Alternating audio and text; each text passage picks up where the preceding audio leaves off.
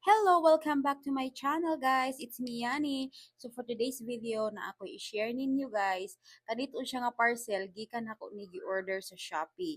Yes po, ibutang na ako din ha ang shop kung disagyud na ako ni siya gipalit. So kani siya nga shop mga guys, authorized seller ni siya ni iPhone. So about sa shipping, mga 7 days ni abot na siya dinhi ko mga guys. Ang nag-deliver ani guys ang ahong cousin. So niingon siya sa ako nga high value gyud ni nga item.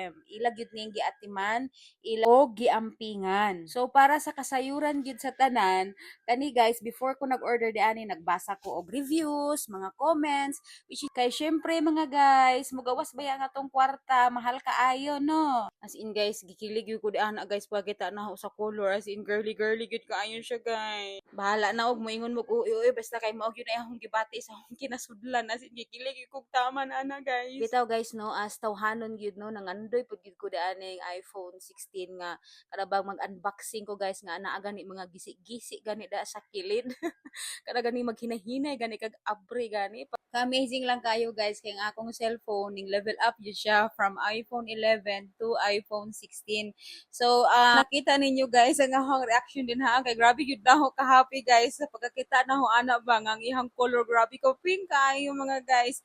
As in girly gyud kayo siya color, as in gikilig gyud kog taman din ha. Grabe gyud siya ka beautiful. Makasulti gyud kog wow kay kanindot gyud kayo siya sa personal. Nindot ang iyang pagka-pink kay dili siya sakit sa mata. As in, nindot lang siya niya. Oh, pinahinay-hinay pa gyud na siya pagka-abre diha mga guys. So grabe gyud siya kagana.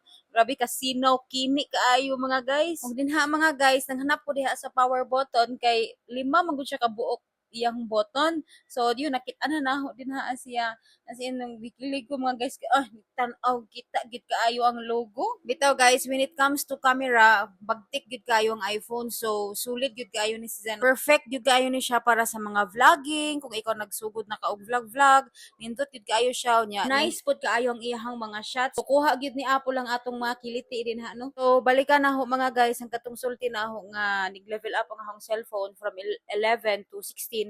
Kaya ang ahong iPhone 11 giuslob manggod sa ahong anak ikaduha, giuslob niya nga ho ang cellphone. So mao to mga guys, as in naka-repair gyud ko, dako gyud kayo ko gasto. Ang una adto ni gasto gyud ko og 8,000 pinakauna kay na ning init man siya, wala man siya ning on kay nagbutangan mo siya tubig kay iya man gyud gihumol dito So pagkahuman mga panahon na mga guys, as in mara ko kahilakon kay syempre bago pa baya na ho to, mga months pa na ho to nga nagamit tapos nakuan sa tubig uslob. So sulti gid ko sa akong bana nga ipaayo gid ang cellphone, sumuo lang ito nakagasto mi og ngadto nga kantidad. So grabe gyud siya no, daghan gyud mga pagsulay tong iPhone 11 sa awang kinabuhi, pagsulay. So mao bitaw na siya mga guys no, kay ang tanan nga mga panghitabuan naa man gyud katuyuan, kay ang katuyuan gyud ay is maka iPhone 16 na gyud ko.